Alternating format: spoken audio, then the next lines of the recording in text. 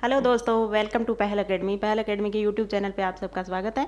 यहाँ हमारी क्या है, करंट जो राजस्थान आर्ट एंड कल्चर की जो क्लासेज है, जो सेशन है वो चल रहा है, जिसमें हम 10th क्लास की जो बोर्ड की किताब है उसका अच्छे से पढ़ाई कर रहे हैं। ठीक है, कल हमने पढ़ा था प्राक युग में राजस्थान की क्या स्थिति थी वो सब पढ़ा था। आज हम पढ़ेंगे सभ्यताएँ, जो कालीबंगा सभ्यता, आहड़ सभ्यता, जो सिलेबस का मोस्ट इम्पोर्टेंट जो टॉपिक है वो आज हम कवर करेंगे। इसके अलावा जनपद काल में राजस्थान कैसा था वो सब वहाँ तक हम कवर करेंगे। आई होप कल की क्लास आपको बहुत ज़्यादा पसंद आई होगी। अगर आपको क्लास पसंद आ रही है तो उसे लाइक कीजिए, शेयर कीजिए और यूट्यूब चैनल है उसको सब्सक्राइब भी कीजिए। चलो आज की क्लास हम स्टार्ट करते हैं। राजस्थान की प्राचीन सभ्यताएं। दोस्तों, राजस्थान की प्राचीन सभ्यताएं इतना इम्पोर्टेंट जो ये टॉपिक है कि आरएस मेंस 2018 हुआ था, उसमें 10 मार्क्स का आपका सवाल आया था। मैं अभी बताती हूँ क्या आया था। सवाल क्या था? राजस्थान के निम्नलिखित राजस्थान के पुरातात्विक जो स्थल है, स्थलों का वर्णन कीजिए। ये आया था दोस्तों। इसमें ए दे दिया था आपका कालीबंगा, आहड़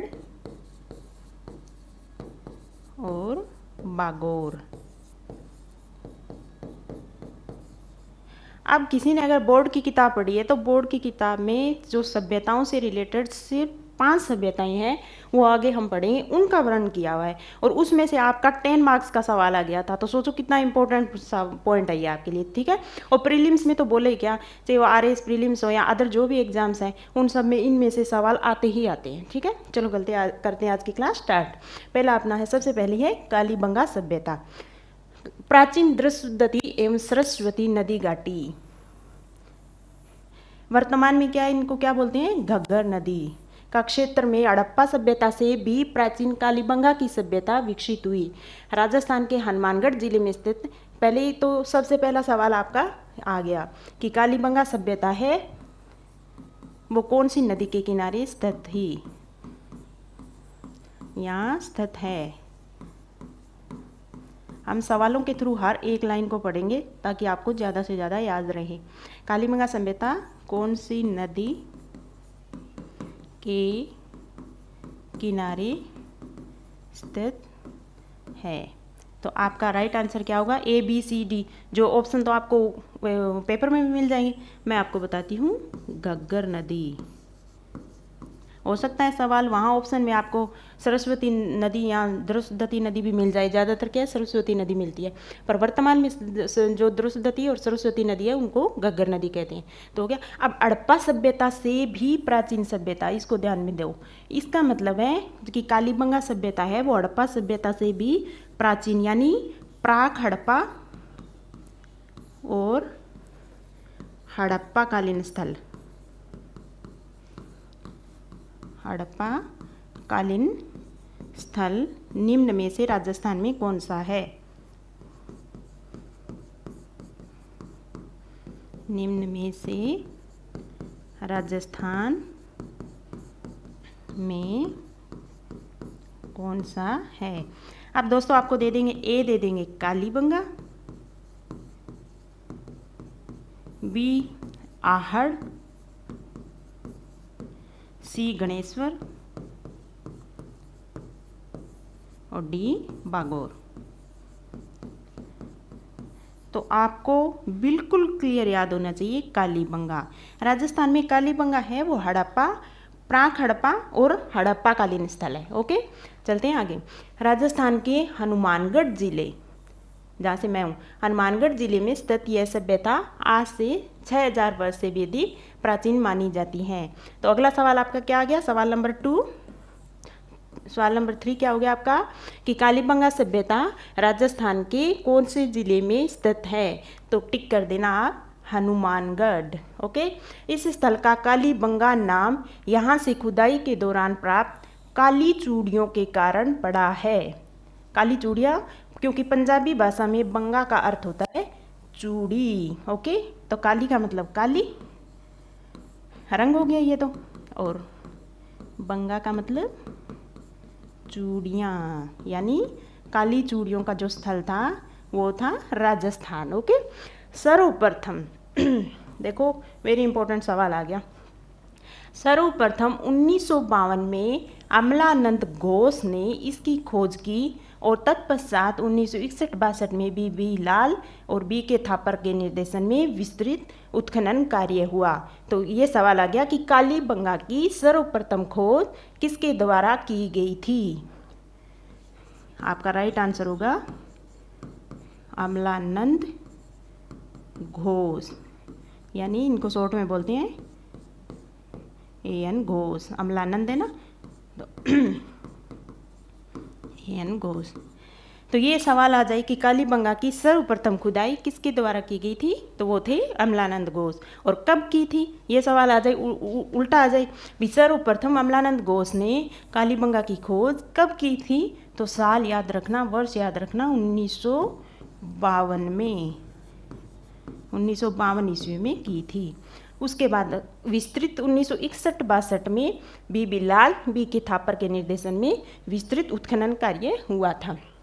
तो ये सवाल भी आ सकता है कि 1952 में तो अमलानंद घोष साहब थे, उन्होंने सर्वप्रथम खोज कर दी, पर 61-62 में कालीबंगा की विस्तृत खोज निम्न में किसके द्वारा की गई थी, तो बी के लाल और बी के थापर।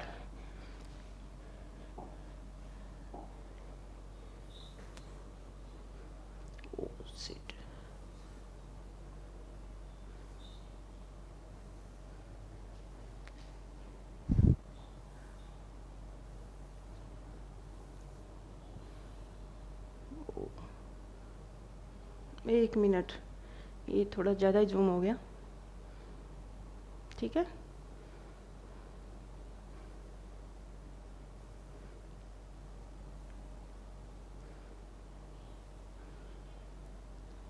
अब सही है। बी के लाल बी के थापर के द्वारा यहाँ उत्खनन कार्य करवाया गया। उत्खनन में इस सभ्यता के 5 स्तर मिले हैं, तो हड़प्पा सभ्यता से भी प्राचीन है।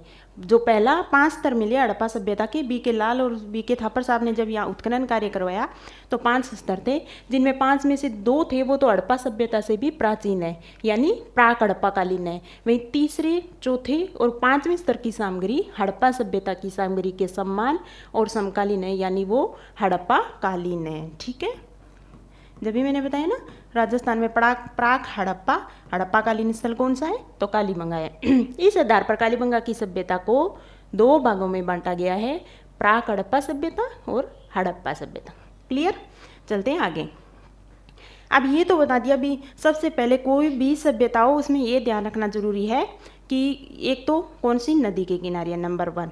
नंबर 2 उसकी खोज, वो स्थान कहाँ है जहाँ पर ये सभ्यता है। नंबर 3 इसका उत्खनन कार्य किसके द्वारा करवाया गया।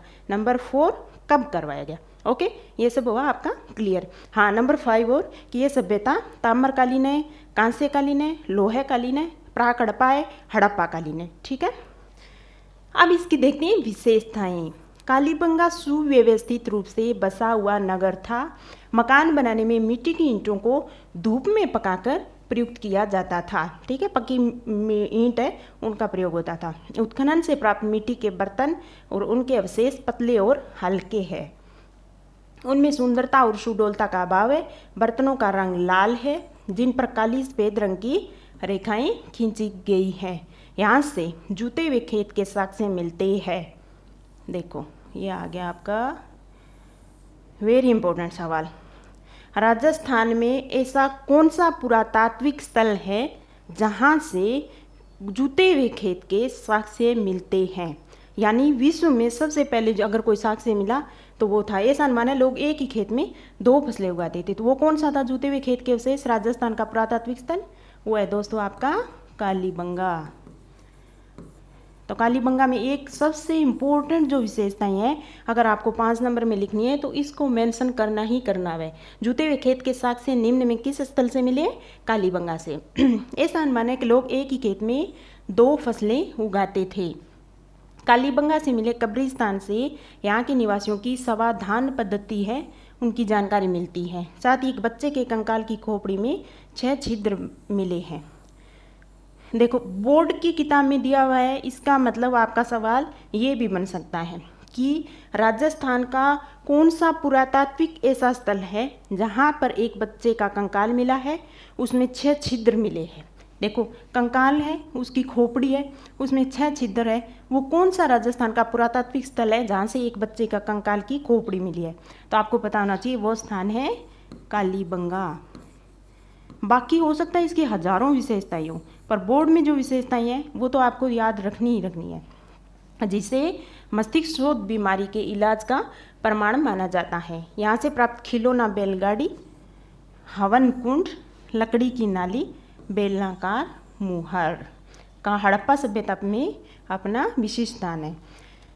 सबसे पहली चीज़ क्या याद रखनी है? विशेषता कालीबंगा है, उसमें जूते हुए खेत के साक्ष्य मिले हैं, नंबर 1।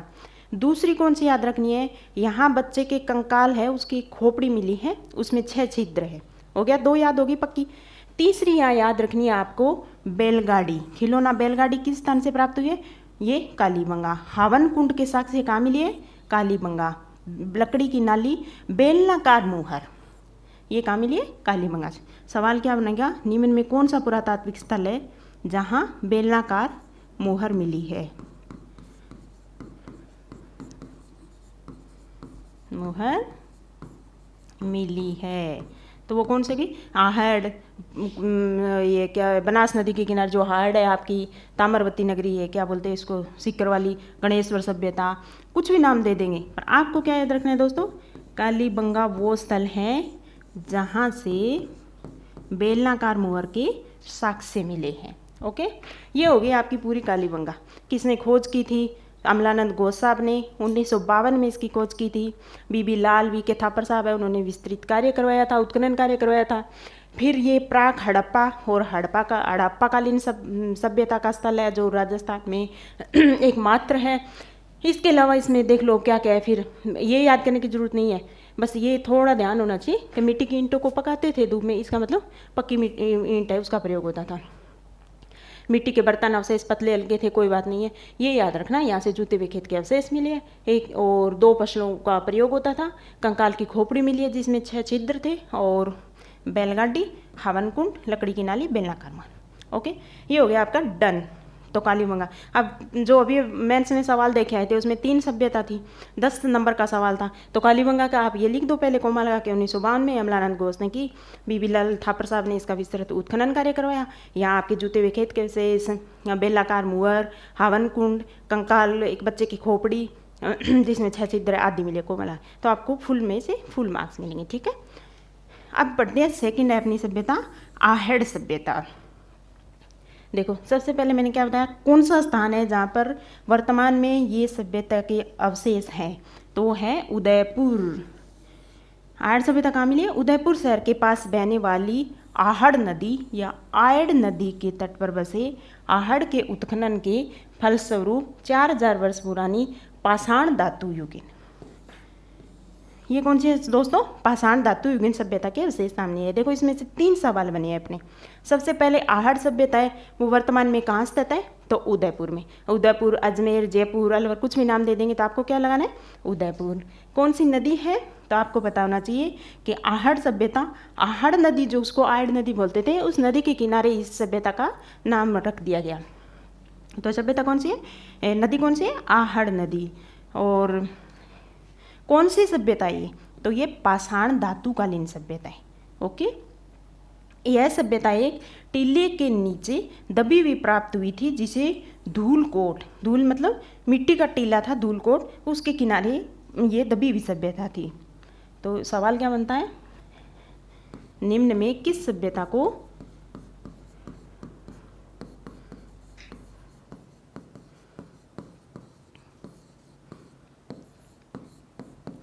धूलकोट, या किस सभ्यता का नाम धूलकोट है या धूलकोट कहते हैं? तो आहड़, कुछ भी दे देंगे पर आपको याद रखना आहड़। आहड़ सभ्यता है, उसको दूसरा नाम उसको धूलकोट भी कहते हैं। सर्वप्रथम 1953 में यहाँ अक्षय कीर्ति व्यास, उसके बाद रतन चंद्र अग्रवाल, HD सांकलिया साहब के निर्देशन में उत्खनन कार्य करवाया गया। तो सर्वप्रथम आहड़ सभ्यता की खोज किसने की थी? 1953 में। ये देखो 1953 में अक्षय कीर्ति व्यास साहब ने की थी, ठीक है। उसके बाद रतन चंद्र अग्रवाल, HD सांकलिया के निर्देशन में विस्तृत कार्य यहाँ हुआ था। आपको याद क्या रखना है कि आहड़ सभ्यता किस वर्तमान में किस शहर में है? उदयपुर में। कौन सी नदी के किनारे? तो आहड़ या आड़ नदी के किनारे। कौन सी सभ्यता है? पाषाण धातुकालीन सभ्यताएं। इस धूलकोट कौन सी सभ्यता को कहा जाता है? आहड़ सभ्यता को कहा जाता है। सर्वप्रथम 1953 में इसकी खोज सर्वप्रथम कब की गई थी? 1953 में। किसके द्वारा? अक्षय कीर्ति व्यास द्वारा, ठीक है। इस सभ्यता के लोग, अब ये तो हो गया आपका कब, कहाँ, कौन सा। अब इसकी आएगी विशेषताएं। इस सभ्यता के लोग मकान बनाने में धूप में सुखाई गई ईंटों एवं पत्थरों का प्रयोग करते थे। याद रखना, धूप में सुखाई गई ईंट पत्थरों का प्रयोग करते थे। आहड़ के लोग अपने मृतकों को गहनों एवं आभूषणों के साथ दफनाते थे, जो उसकी मृत्यु के बाद भी जीवन की अवधारणा का समर्थक होने का प्रमाण है। तो सवाल क्या आएगा पता है आपको? राजस्थान में निम्न में से कौन सी सभ्यता पुरातात्विक स्थल है जहाँ से मृतकों को गहनों या आभूषणों के साथ दफनाया जाता था? आहड़ सभ्यता। राजस्थान में एकमात्र सभ्यता है आहड़ सभ्यता, जहाँ मृतकों को जो आभूषण हैं, गहने हैं, उनके साथ ही दफनाया जाता था, ठीक है। जो उसके बाद भी, इसका मतलब मृत्यु के बाद भी जीवन की अवधारणा का समर्थन करती है ये। उत्खनन में मिट्टी के बर्तन सर्वाधिक मिले, जो हाड़ को लाल काले मिट्टी के बर्तन वाली संस्कृति का प्रमुख केंद्र सिद्ध करते हैं, ठीक है।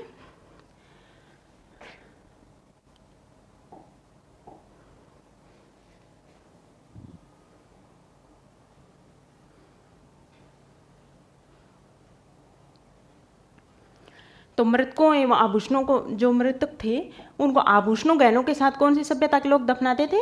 आहड़ सभ्यता के लोग। याद कर लो दोस्तों इसको। आहड़ सभ्यता के लोग जो अपने मृतक होते थे उनको गहनों एवं आभूषणों के साथ दफनाते थे, जो मृत्यु के बाद भी जीवन की अवधारणा का समर्थक होने का प्रमाण है।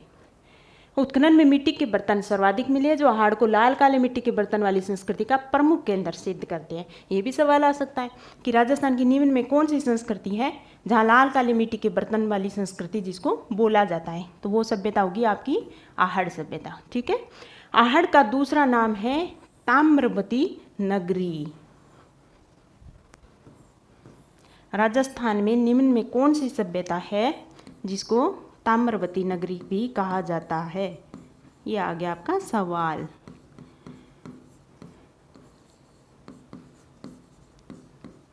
या ताम्रवती नगरी निम्न में किस सभ्यता को कहा जाता है? ये आ गया आपका आहड़, ये हो गया आपका गिलुंड, बागोर, गणेश्वर।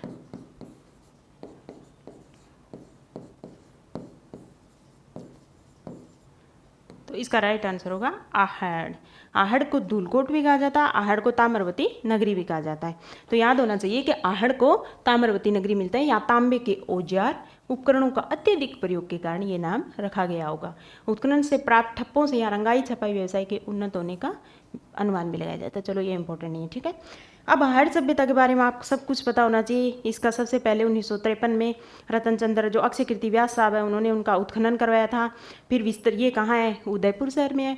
कौन सी नदी के किनारे है? तो आहड़ या आड़ नदी के किनारे है। पाषाणकालीन, ताम्र पाषाणकालीन सभ्यता का स्थल है। और फिर इसकी विशेषता ये बता देना कि ये लाल काली मिट्टी के बर्तन वाली संस्कृति का प्रमुख केंद्र है। ताम्रवती नगरी भी कहते हैं क्योंकि हो सकता है यहाँ के जो भी उपकरण बने हैं वो विशेषता तांबे का प्रयोग किया गया हो। वो तो बताया था एक अभी आपको कि निम्न में कौन सी सभ्यता है जिस जो शव के साथ जो आभूषण है, औजार है, जो गहने हैं, उनके साथ ही शव को दफनाते थे। तो वो सभ्यता होगी आपकी आहड़ सभ्यता, ठीक है। अगली सभ्यता है गिलुंड। गिलुंड सभ्यता कहाँ है दोस्तों? राजसमंद जिले में गिलुंड कस्बे में बनास नदी के तट पर 2 टीलों के उत्खनन के फलस्वरूप आहड़ संस्कृति से जुड़ी यह सभ्यता प्रकाश में आई, जिसे बनास संस्कृति के नाम से भी पुकारा जाता है। देखो इसमें भी 3 सवाल बन गए।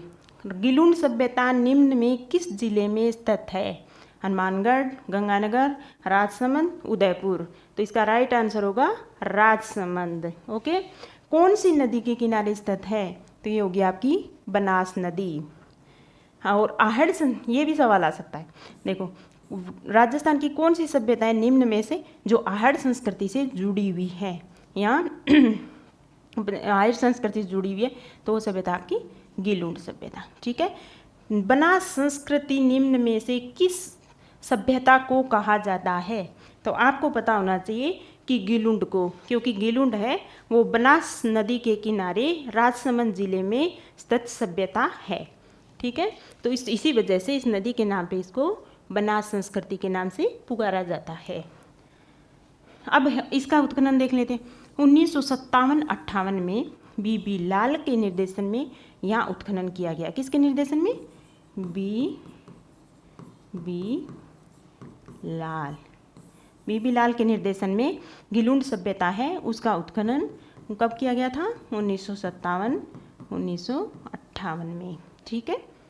तत्पश्चात 1998 से 2003 ईस्वी के मध्य पूना के वीएस शिंदे, पेंसिल्वेनिया विश्वविद्यालय अमेरिका के प्रोफेसर ग्रेगरी पोशल के निर्देशन में यहाँ उत्खनन किया गया। ये तो कोई बात ना। उत्खनन से ताम्र युगीन सभ्यता को अवशेष मिले जिनका समय 1900 से 1700 ईसा पूर्व निर्धारित किया गया है। ये कौन सी सभ्यता थी?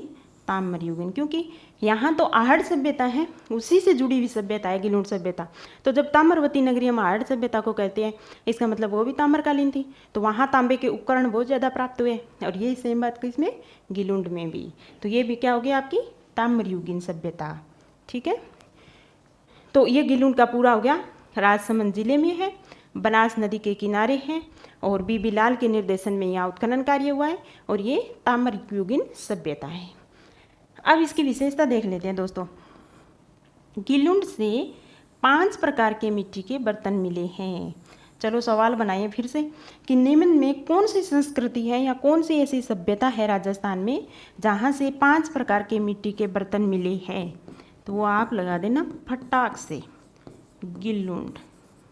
ओके, फटाफट दे देना इसका सवाल का जवाब, जिसमें सादे रंग के भी है, काले भी है, पॉलिशदार, भूरे, लाल, काले या चित्रित मृदभांड। उत्खनन में मिट्टी के खिलौने, पत्थर की गोलियां, हाथी दांत की चूड़ियाँ, इसके अवशेष मिले हैं। आहड़ में पक्की ईंटों, आग में पकाई हुई ईंटों का उपयोग नहीं हुआ है। धूप में सुखाई हुई ईंटों का प्रयोग तो जरूर हुआ है।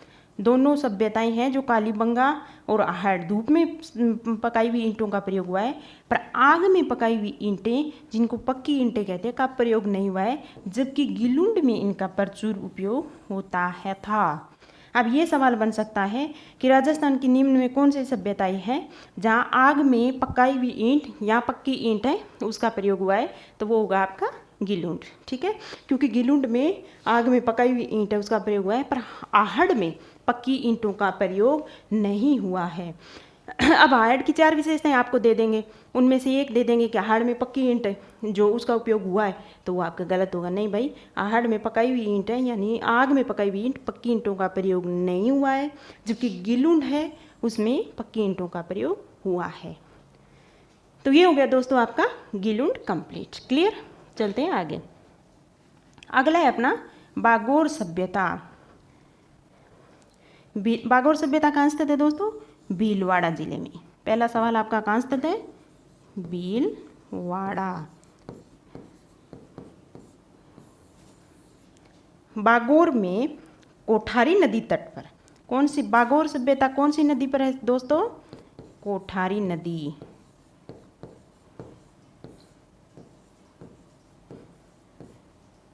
Doctor V.N. मिश्र के निर्देशन में 1967 से 1970 ईस्वी तक उत्खनन कार्य किया गया। तो उत्खनन कार्य जो है बागोर सभ्यता है, इसका उत्खनन निम्न में किसके द्वारा किया गया? तो V.N. मिश्र साहब है, इनके निर्देशन में यह उत्खनन कार्य 1967 से 70 तक हुआ। उत्खनन के दौरान या प्राग ऐतिहासिक काल, कल पढ़ा था ना हमने कि जो राजस्थान के दो कौन से स्थल है जहाँ से मध्य पाषाणकालीन सभ्यता है उनके अवशेष मिले हैं। एक हमने उनमें से पढ़ा था बागोर सभ्यता, दूसरा तिलवाड़ा बाड़मेर पढ़ा था, तो वो यही बागोर है। ठीक है, प्राग ऐतिहासिक मध्य पाषाणकालीन जो स्थल है वही ये बागोर है, जो भीलवाड़ा जिले में स्थित है, कोठारी नदी के तट पर है। वीएन मिश्र साहब ने इसका निर्देशन में उत्खनन कार्य किया और प्राग ऐतिहासिक काल की सभ्यताएं यानी मध्य पाषाणकालीन स्थल, मध्य पाषाणकालीन स्थल निम्न में राजस्थान में कौन सा है, तो वो होगा आपका दोस्तों बागोर, जो है भीलवाड़ा में। और यहाँ से क्या मिले, कृषि एवं पशुपालन के साक्ष्य मिले हैं, कृषि एवं पशुपालन। ठीक है, चलते हैं आगे। ओ भाई,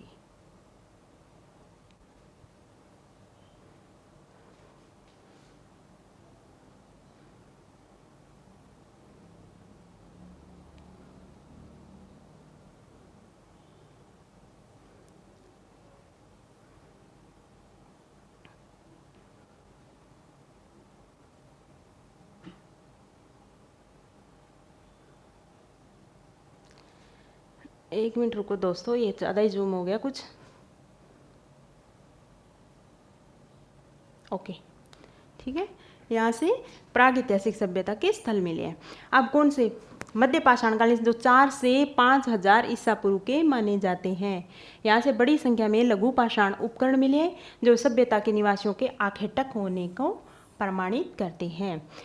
बागोर से तांबे के उपकरण प्राप्त हुए जिनमें छेद वाली सुई सबसे महत्वपूर्ण। वाओ, वेरी इंपॉर्टेंट सवाल हो गया कि निम्न में राजस्थान का वो कौन सा प्राग ऐतिहासिक स्थल है जहाँ से छेद वाली सुई के अवशेष प्राप्त हुए हैं, जिसमें जो तांबे की एक छेद वाली सुई थी उसके अवशेष प्राप्त हुए, तो वो स्थल होगा आपका बागोर, भीलवाड़ा में जो है, क्योंकि ये प्राग ऐतिहासिक स्थल है वो। ठीक है, यहाँ से कृषि व पशुपालन के प्राचीनतम साक्ष्य प्राप्त हुए हैं।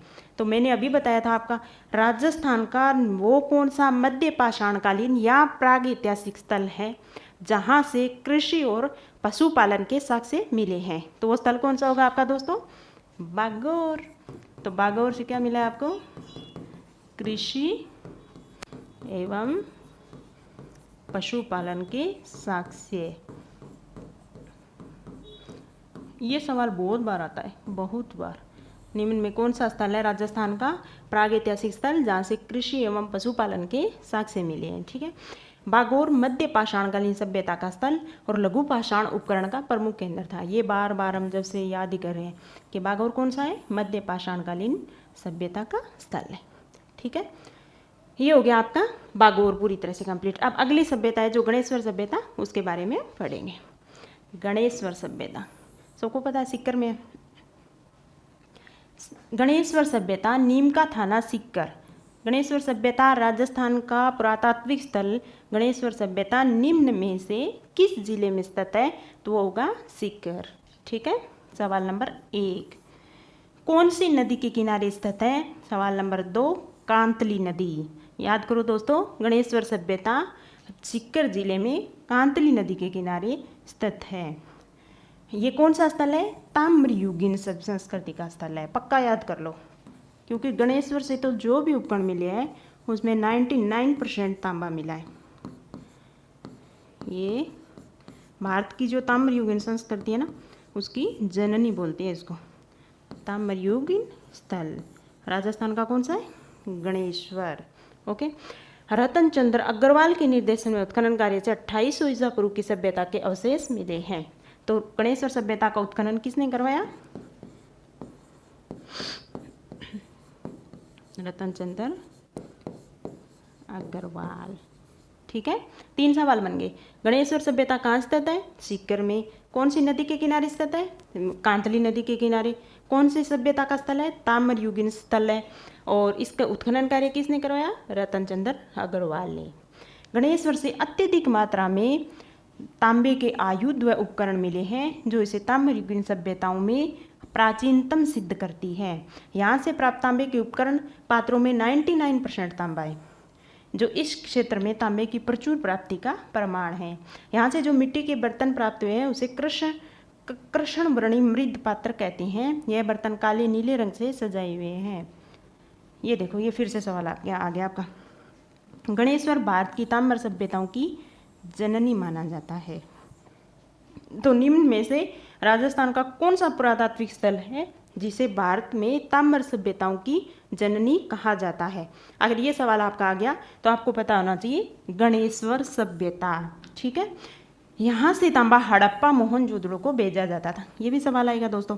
निम्न में कौन सा ऐसा पुरातात्विक स्थल है जहाँ से तांबा हड़प्पा व मोहनजोदड़ो को भेजा जाता था? तो वो स्थल है आपका दोस्तों गणेश्वर। ठीक है, हो गए इसमें से पूरे सवाल। सीकर जिले में स्थित कांतली नदी के किनारे ताम्र युगीन संस्कृति रतन चंद्र अग्रवाल द्वारा खोज की गई। 99% तांबा है, इसलिए गणेश्वर भारत की ताम्र सभ्यताओं की जननी माना जाता है। यहाँ से तांबा हड़प्पा मोहनजोदड़ो को भी भेजा जाता था। ये हो गई आपकी 5 वो सभ्यताएं जो बोर्ड में दी हुई है, वेरी इंपॉर्टेंट। और इन्हीं में से RS 2018 में अभी सबसे पहले हमने सवाल जो लिखा है उनमें से इन 3 सभ्यताओं के बारे में पूछा गया था। ठीक है, अगर किसी ने बोर्ड पढ़ लिया और सवाल लिखा है तो उसको मिल गए 10 में से 10 मार्क्स। और इसके अलावा क्या है, बना के राजस्थान का नॉर्मल डायग्राम और लिख दो भी ये सीकर है जो जहाँ से गणेश्वर सभ्यता मिली है, भागोर है, भीलवाड़ा मिली है, ये सब मेंशन और कर दो साथ में, मेंस के अंदर बोल रही हूँ।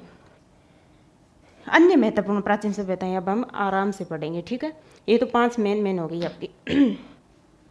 भीनमाल जालोर की सभ्यता भी एक महत्वपूर्ण सभ्यता है जिसका उत्खनन RC अग्रवाल ने करवाया था। किसने करवाया था?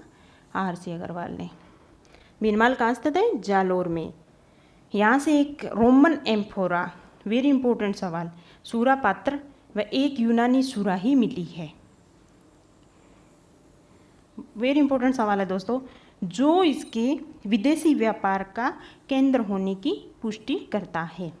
राजस्थान का कौन सा पुरातात्विक स्थल है ऐसा जहाँ से रोमन एम्फोरा, सूरापात्र एक यूनानी सुराही है वो प्राप्त हुई है? तो आपको पता होना चाहिए भीनमाल जालोर। ओके, भीनमाल जालोर से भैया रोमन एम्फोरा,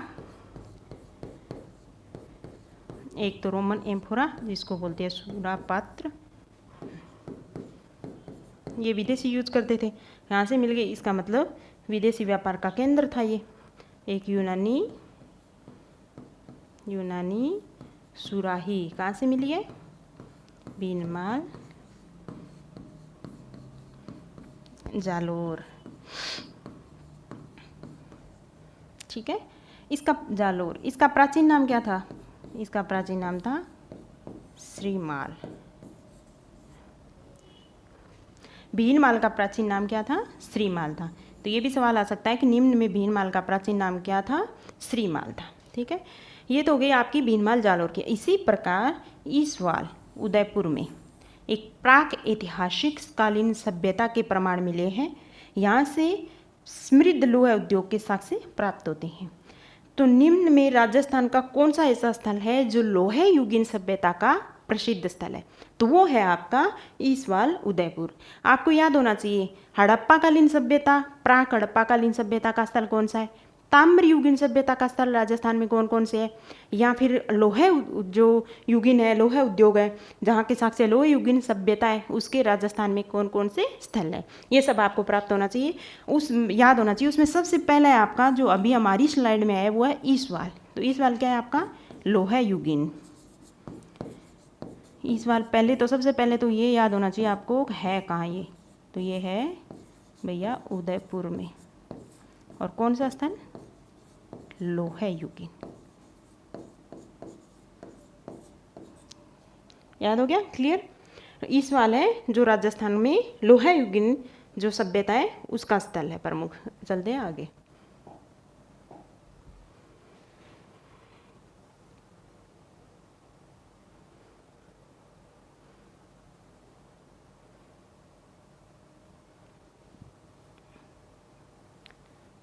ठीक है,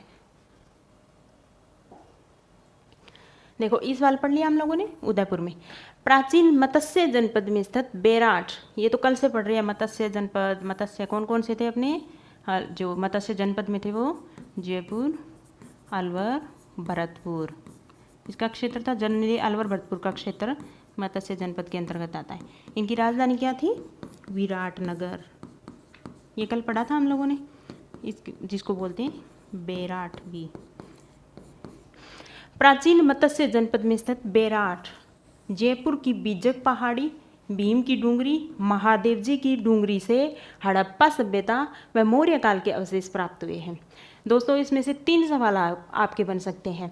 बीजक की पहाड़ी, भीम की डूंगरी निम्न में से किस पुरातात्विक स्थल से प्राप्त हुए हैं? तो आपको पता होना चाहिए बेराट से। ठीक है, बेराट जयपुर में स्थित है। यहाँ से हड़प्पा सभ्यता के भी और मौर्य काल के भी अवशेष प्राप्त हुए हैं। मौर्य काल के तो इस वजह से क्योंकि सबको पता है कि बेराट में है, वहाँ से अशोक का एक अभिलेख मिला है, बाबरू लेख मिला है। ठीक है, दयाराम साहनी, नीलरतन बनर्जी, कैलाश नाथ दीक्षित जैसे विद्वान इसके उत्खनन से जुड़े हुए थे। बेराट से एक, अब आगे बेराट से एक गोल मंदिर व अशोक के स्तंभ के अवशेष प्राप्त हुए हैं। तो निम्न में किस पुरातात्विक स्थल से अशोक के स्तंभ प्राप्त हुए? यहाँ एक गोल मंदिर है, उसके अवशेष प्राप्त हुए। तो आपको पता होना चाहिए बेराट। बेराट के समीप अशोक का बाबरू लेख प्राप्त हुआ है। राजस्थान का निम्न में कौन सा पुरातात्विक स्थल है जहाँ से बाबरू लेख प्राप्त हुआ है, यानी या फिर मौर्य युगीन सभ्यताएं उसके अवशेष प्राप्त हुए हैं? तो वह है भाई बाबरू लेख। अशोक का अभिलेख था, अशोक मौर्यकालीन शासक था, सबको पता है, उसका एक अभिलेख था बाबरू लेख। ये मिला है बेराट में। बेराट यानी जयपुर। ये अभिलेख ये सिद्ध करता है कि अशोक के बौद्ध धर्म के अनुयायी होने का सबसे पुख्ता प्रमाण है।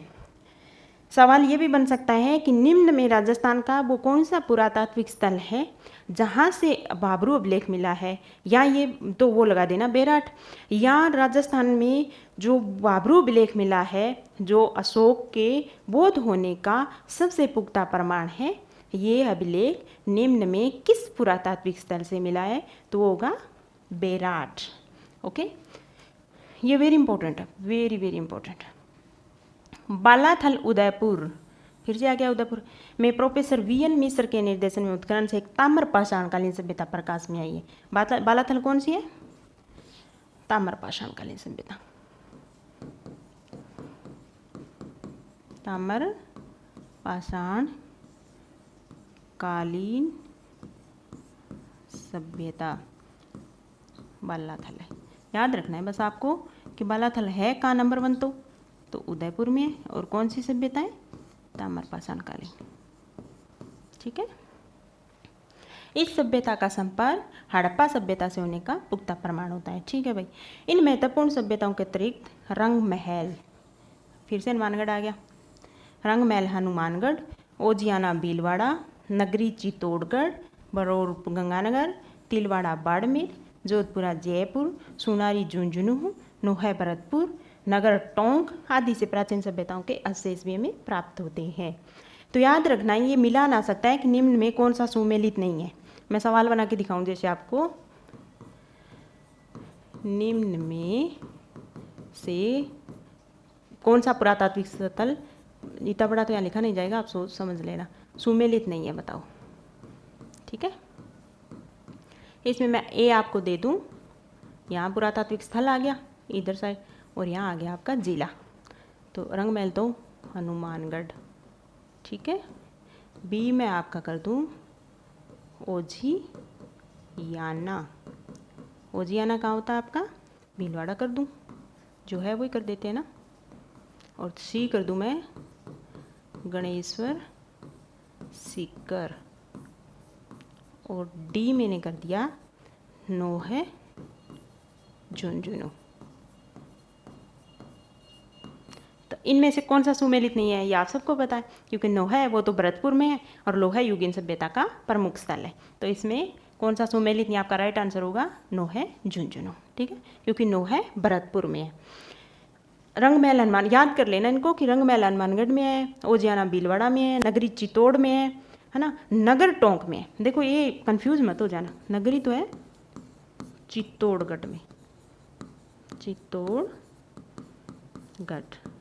और नगर कहाँ है आपका, नगर स्थल है वो है आपका टोंक में। ठीक है, बरौर गंगानगर, तिलवाड़ा बाड़मेर, जोधपुरा जयपुर, सुनारी झुंझुनू, नोहै भरतपुर, नगर टोंक। इनमें से कल पढ़ा था ना हमने, जोधपुरा जयपुर, सुनारी झुंझुनू, नोहै भरतपुर, नगर टोंक, ये लोहे कालीन सभ्यता के अपने स्थल है, पुरातात्विक स्थल। चलो मैं लिख के बता देती हूँ आपको। जोधपुरा जयपुर में है, सबको पता है, ये लिखने की ज़रूरत नहीं है। सुनारी झुंझुनू में है, नोहै भरतपुर में, और नगर टोंक में नगर टोंक में है। और कल हमने पढ़ा था रेन टोंक में। और अभी भी हम पढ़ के आए ईश्वाल उदयपुर। ईश्वाल कहाँ पढ़ गए, उदयपुर में। ये सब कौन से स्थल है राजस्थान के, लोहे युगीन स्थल, लोहे युगीन स्थल। अगर एक आध और भी है ना, तो अगर ये याद है ना आप लोगों को, तो फिर अच्छे से आप इलिमिनेट कर पाओगे कि जोधपुरा, सुनारी, नोहे, रेड, ईश्वाल, ये राजस्थान के लोहे युगीन स्थल है, पुरातात्विक स्थल है, जिसमें जो रेड है ये वेरी इंपॉर्टेंट है। ठीक है, अब चलते हैं आगे। राजस्थान में आर्य संस्कृति का प्रसार। अब दोस्तों ये अपना कंप्लीट हो गया, पुरातात्विक स्थल कंप्लीट हो गए, प्राक हड़प्पा कंप्लीट, फिर उसके बाद ताम्र युगीन सभ्यता के स्थल देख लिए, लोहे युगीन सभ्यता के स्थल हम लोगों ने देख लिए। अब उसके बाद आ गया भाई आर्य संस्कृति आ गई, वैदिक काल आ गया, आर्य संस्कृति। तो वो राजस्थान में कितनी थी वो देखते हैं, उसका प्रसार कैसे हुआ, कैसे आई, वो सब वेरी इंपॉर्टेंट सब है। ये तो 5 नंबर का सवाल बनाना हो तो मैं ये से ही बना दूँ RS मेंस में कि राजस्थान में आर्य संस्कृति का प्रसार कैसे हुआ था, या आर्य संस्कृति का प्रसार हो उसका वर्णन कीजिए। तो हड़प्पा सभ्यता के पतन 1800 ईसा पूर्व के आसपास के बाद भारतीय इतिहास में वैदिक सभ्यता है उसका समय आरंभ होता है। हड़प्पा के बाद सबको क्रोनोलॉजी पता है कि भारतीय इतिहास में वैदिक सभ्यता आई थी। इस सभ्यता के बारे में जानने का प्रमुख स्रोत क्या है दोस्तों, वेद, 4 वेद सबको पता है, ऋग्वेद, यजुर्वेद, सामवेद, अथर्ववेद सॉरी, इसलिए इसे वैदिक सभ्यता कहा गया। वैदिक सभ्यता इस वजह से कहा गया कि इनको जानने का जो प्रमुख स्रोत है वो हमारे वेद ही है, जो 4 वेद है ये। राजस्थान में इस सभ्यता के अवशेष अनूपगढ़ गंगानगर में है, तरखान वाला डेरा चक 64 है। अब सवाल ये आएगा कि अनूपगढ़, तरखान वाला डेरा, चक 64 है, ये निम्न में से, राजस्थान के ये स्थल निम्न में से किस सभ्यता से संबंधित है? तो आपको पता होना चाहिए वैदिक सभ्यता के स्थल है ये। कौन सी सभ्यता के? वैदिक सभ्यता, वैदिक सभ्यता। ठीक है, हम महाकाव्य काल में राजस्थान पढ़ते हैं, चलते आगे।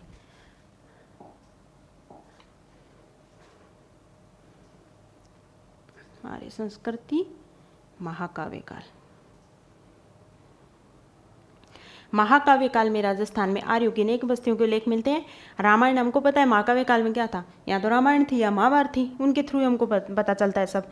तो रामायण से ज्ञात होता है कि राम रावण युद्ध के समय जब दक्षिणी सागर ने अपने ऊपर सेतु बनाना स्वीकार नहीं किया, तो भगवान राम ने उसे भयभीत करने के लिए खिंचा हुआ अपना अमोघ अस्त्र राजस्थान की ओर फेंका था। ये किंवदंती है। ठीक है, कहानी ऐसे जो काम की नहीं है, जैसे यहाँ समुद्र के स्थान पर मरुस्थल हो गया। यद्यपि आज वैज्ञानिक युग में इस कथा को स्वीकार करना थोड़ा मुश्किल है, मुश्किल नहीं बहुत मुश्किल है, किंतु रामायण के रचयिता राजस्थान के भूभाग से परिचित थे, यह तो प्रमाणित हो जाता है। ये इस वजह से प्रमाणित हो जाता है, क्यों, ये हम पढ़ेंगे। महाभारत में भी, ये तो हुई रामायण की बात जो आपने सारी कथा सुन ली, महाभारत में भी राजस्थान के आर्यों का प्राप्त उल्लेख हुआ है। महाभारत के अनुसार राजस्थान का जांगल देश, कल पढ़ा था ना दोस्तों हमने, जांगल देश किसको बोलते थे, बीकानेर, और जो नागौर का क्षेत्र था वो क्या कहलाता था, जांगल देश। तो महाभारत के अनुसार राजस्थान का जांगल देश कौरव पांडव राज्य के अधीन था और मत्स्य राज्य उनका मित्र या अधीनस्थ राज्य था। कहा जाता है कि पांडवों ने अपने अज्ञातवास का 1 वर्ष भेष बदलकर मत्स्य देश के शासक विराट, जब इसकी राजधानी क्या थी भाई, विराट नगर थी, मत्स्य देश के शासक विराट के दरबार में व्यतीत किया। महाभारत युद्ध में विराट अपने सेना सहित पांडवों की ओर से लड़ता हुआ मारा गया था। तो इसका मतलब महाभारत जो है उसमें जो मत्स्य अपना जनपद था उसका उल्लेख अच्छे से किया हुआ है। ठीक है, इसे यही बस साबित होता है। भारतीय इतिहास की भांति महाभारत के युद्ध के बाद से महात्मा बुद्ध के समय तक का इतना लंबा काल, महाभारत के युद्ध से महात्मा बुद्ध के समय तक का राजस्थान का इतिहास भी अंधकार में है, क्योंकि इस समय के बारे में जानने में पर्याप्त पुरातात्विक व लिखित साक्ष्य प्राप्त नहीं होते। कुछ जानकारी नहीं है, ना पुरातात्विक कोई स्थल मिला है ना कोई लिखित साक्ष्य, तो कैसे प्राप्त जानकारी होगी। किंतु बुद्ध के समय से भारतीय इतिहास के ऐतिहासिक युग के आरंभ होने के साथ ही राजस्थान के इतिहास के संबंध में भी पहले की अपेक्षा कुछ अधिक स्पष्ट प्रमाणिक जानकारी मिलने लगती है। बौद्ध ग्रंथों के आधार पर विद्वानों का मत है कि 6वीं शताब्दी ईसा पूर्व में भारतीय राजनीति के रंगमंच पर 2 प्रवृत्तियां विशेष रूप से दिखाई देती हैं। प्रथम हो गया जनपदों का उदय और द्वितीय हो गया साम्राज्य विस्तार हेतु जनपदों के मध्य संघर्ष। अब हम पढ़ेंगे कि कितने जनपद थे भारत में, उन जनपदों में से राजस्थान है, उनमें कौन सा जनपद था। ये सवाल आ भी सकता है और ये आ सकता है कि राजस्थान के जनपद, अगला सवाल पॉइंट है अपना, तो राजस्थान के जनपद है उसके बारे में विस्तार से वर्णन कीजिए। मेंस में भी आपका सवाल आ सकता है, प्रीलिम्स में भी आ सकता है। ठीक है, आर्यों के प्रसार के अंतर्गत उसके बाद भारत के अन्य भागों की भांति राजस्थान में भी अनेक जनपदों का उदय, विकास और पतन हुआ। बौद्ध साहित्य, ये सवाल है दोस्तों, बहुत बार आ भी सकता है।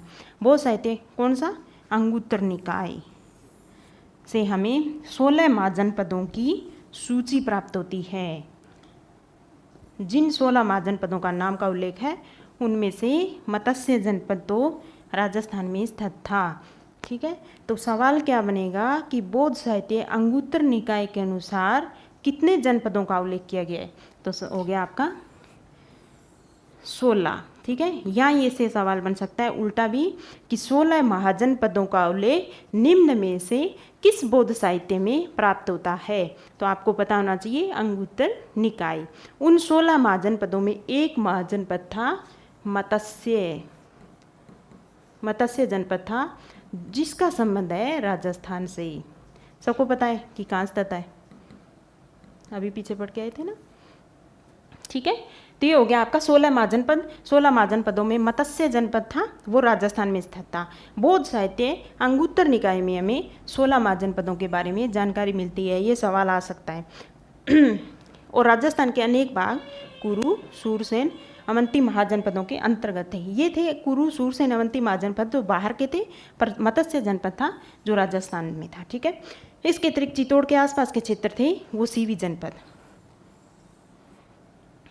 अंगुत्तर निकाय है जिसमें 16 महाजनपदों का उल्लेख है, उनमें तो है मत्स्य जनपद का उल्लेख, एकमात्र है जिसमें मत्स्य जनपद है। और राजस्थान के अनेक थे, सीवी महाजनपद था वो, उसका क्षेत्र कहाँ था, चित्तौड़गढ़। तो चित्तौड़गढ़ के आसपास कौन सा महाजनपद था, चित्तौड़गढ़ के आसपास के क्षेत्र में वो था सीवी। ठीक है, याद रखना ये चीज़। 327 ईसा पूर्व में सिकंदर के आक्रमण के कारण अपनी सुरक्षा अस्तित्व की रक्षा के लिए पश्चिमोत्तर सीमा से कुछ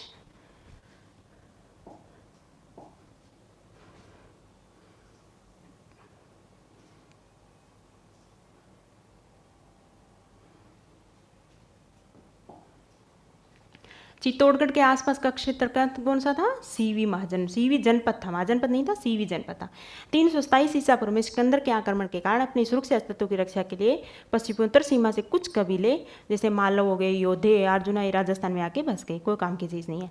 अब पढ़ते हैं मत्स्य जनपद, जिसका उल्लेख बौद्ध ग्रंथ में कौन सा है, अंगुत्तर निकाय, अभी पढ़ा ना, उसमें इस मत्स्य महाजनपद का उल्लेख है जो राजस्थान में स्थित है।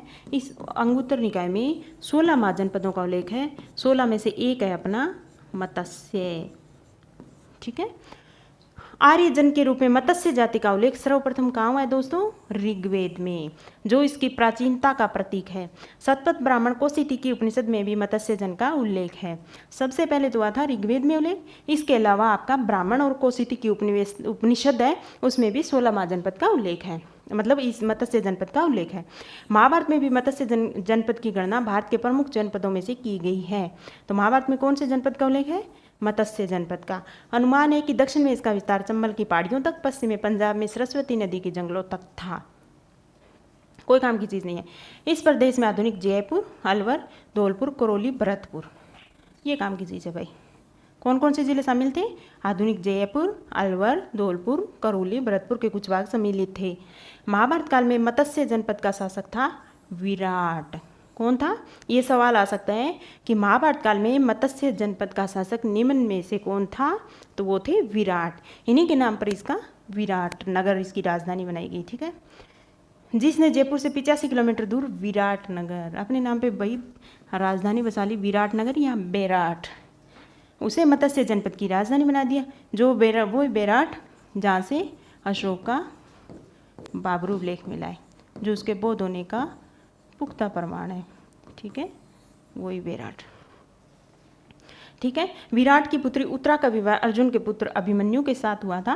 इन्हीं का पुत्र परीक्षित कालांतराव पांडवों के राज्य का उत्तराधिकारी बना। कोई बात नहीं, इसलिए कोई काम की चीज़ नहीं है। महाभारत काल के बाद मत्स्य जनपद के इतिहास के संबंध में अधिक जानकारी नहीं मिलती, किंतु डॉक्टर गोपीनाथ शर्मा का मत है कि महाभारत के बाद कुरु और यादव जनपद निर्बल हो गए। ठीक है, इन शक्तिशाली जनपदों की निर्भरता का लाभ उठाकर मत्स्य राज्य शक्तिशाली हो गया। ये आपकी क्रोनोलॉजी रही, इस वजह से इसको पढ़ना बहुत जरूरी है। और उसकी राजधानी विराटनगर की समृद्धि में वृद्धि हुई।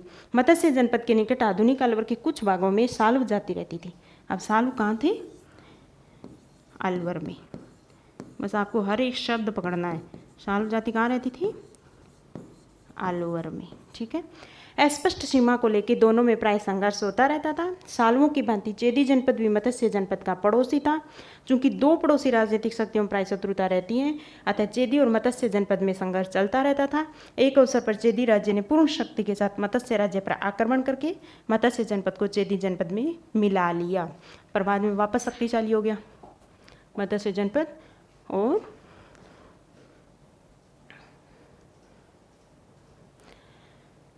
ठीक है, सालवों की भांति मत्स्य पड़ोसी था वो, तो चूंकि दो पड़ोसी शक्तियों में होती थी, तो चेदी जनपद क्या हुआ?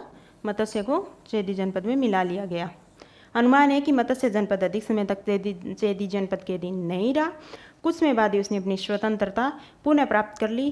कुछ समय बाद ही मत्स्य जनपद मगध की राजधानी, लो अब हो गया भारतीय इतिहास में मगध का उदय। ठीक है, उसकी साम्राज्यवादी नीति का शिकार हो गया। मगध के सम्राटों ने अजातशत्रु, बिंबिसार, भारत के अन्य जनपदों की भांति मत्स्य जनपद को भी जीत के मगध साम्राज्य में मिला लिया।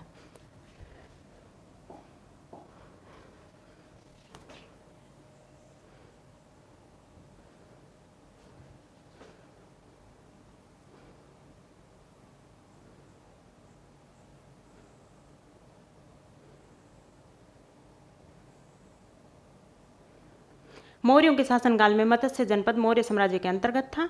फिर मगध आया। मगध के बाद मौर्यों का शासन आया, जिसमें अशोक, चंद्रगुप्त मौर्य, ये मत्स्य जनपद की राजधानी विराटनगर से प्राप्त अशोक का शिलालेख अन्य मौर्य युगीन अवशेष इस तथ्य की पुष्टि करते हैं। ये तो हम जब से देख रहे हैं कि मत्स्य जनपद की राजधानी कौन सी थी? विराटनगर, जिसको बोलते हैं बेराट। इस बेराट से अशोक का जो अभिलेख शिलालेख है, जो भाबरू शिलालेख है, वो प्राप्त हुआ है। ठीक है, चलो दोस्तों, आज की क्लास में इतना ही। आई होप आपको ये क्लास पसंद आ रही होगी। तो आप इनको शेयर भी कीजिए, लाइक भी कीजिए, और यूट्यूब चैनल है, टेलीग्राम चैनल है, उसको सब्सक्राइब भी कीजिए। और टेलीग्राम चैनल है, जिसका लिंक नीचे दिया हुआ है, उसको ज्वाइन कीजिए। कल फिर एक नई क्लास में आएंगे। नई क्लास के साथ हम फिर मिलेंगे, जिसमें राजपूतों की उत्पत्ति कैसे भी एक बहुत ही RS मैथ्स का एक बहुत अच्छा सवाल बन सकता है। और फिर गोइल वंश, मारवाड़, मेवाड़, सब उसका अच्छे से विस्तृत अध्ययन करेंगे। ओके दोस्तों, मिलते हैं कल फिर नई क्लास के साथ। Thank you.